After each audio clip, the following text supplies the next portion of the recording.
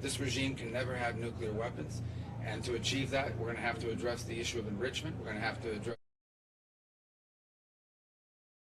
Coming up, NATO ministers say defense spending is rapidly rising and urge expanding the transatlantic industrial base, boosting production lines and jobs. The money is now coming in. Defense spending is rapidly ramping up, building on the success of the The Hague summit.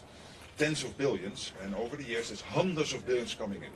That also leads us to the question how to spend it, to make sure that it is spent well, and that brings us to the big issue of the defense industrial base, which is not producing enough. This is a problem in Europe, this is a problem in the US, and this will be a big issue at the Ankara summit. But there are huge opportunities here. We have to produce more to maintain our deterrence and defense, but there are also big in terms of the defense dividend, societal effects here in terms of jobs, new factories opening up, new production lines across the Atlantic, and even more fostering the transatlantic bond. And of course Ukraine will be on the agenda today, making sure that Ukraine stays strong in the fight. And I again want to thank the United States for the fact that the critical flow of US military support to Ukraine in terms of, for example, the interceptors for Patriot systems continues to go, paid for by European and Canadian allies. And it is really vital for Ukraine to stay strong in the fight. Obviously, today we have issues now, of course, is Iran, the Strait of Hormuz, the issue of freedom of navigation, and I hear from many of my colleagues here that it is not acceptable that the freedom of navigation is basically trampled upon as it is at the moment, and we have to think how we collectively can deal with this. And I think everybody acknowledges that the United States degrading the nuclear capability of Iran, but also the long-range missile capability of Iran is crucial for the Middle East, for Europe, for the whole world. So again, Marco, thank you for being here, for your incredible leadership.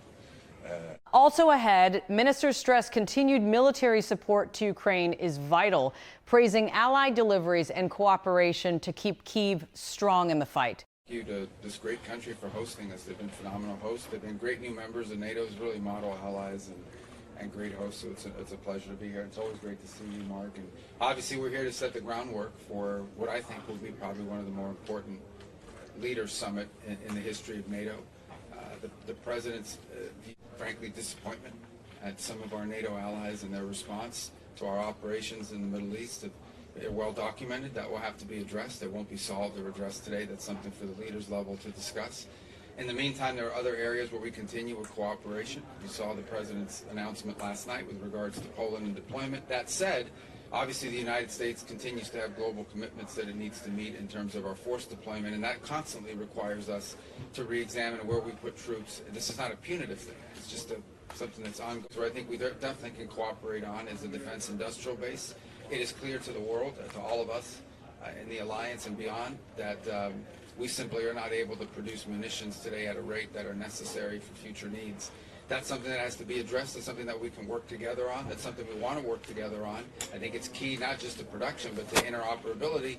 And so I imagine that'll be a topic of conversation. On the issue of Iran, finally, ministers will tackle threats to navigation in the Strait of Hormuz, support a United Nations move to block Iranian tolling, and seek clarity on troop plans. The fundamentals remain the same. Iran can never have a nuclear weapon.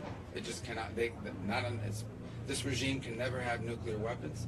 And to achieve that, we're going to have to address the issue of enrichment. We're going to have to address the issue of the Straits. Iran is trying to create a tolling system. They're trying to convince Oman, by the way, to join them in this tolling system in an international waterway. There is not a country in the world that should accept that. I don't know of a country in the world that's in favor of it except Iran, but there's no country in the world that should accept it. Right now at the United Nations, we have a resolution that is sponsored by Bahrain. We've been very involved with it. It has the highest number of co-sponsors of any resolution ever before the Security Council. Unfortunately, a couple of countries on the Security Council are thinking about vetoing it. That would be lamentable. We are doing everything we can. That's just not acceptable. It can't happen.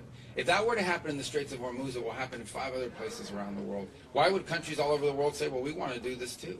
Not to mention how vital and critical that strait is to every country represented here today, but frankly to countries not represented here today, particularly the Indo-Pacific. So we'll have a good meeting today. I hope it'll be productive. I expect it will be, and it'll set the groundwork for the leaders to meet in about 6 weeks. And we have a lot of work to do.